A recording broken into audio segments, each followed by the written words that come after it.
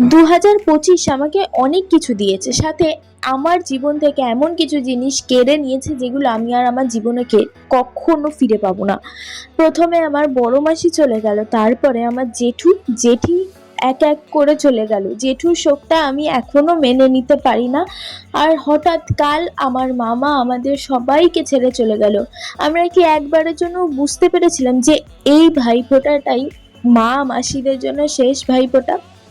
আমরা এখনো মানতে পারছি না যে মামা আর আমাদের মধ্যে নেই।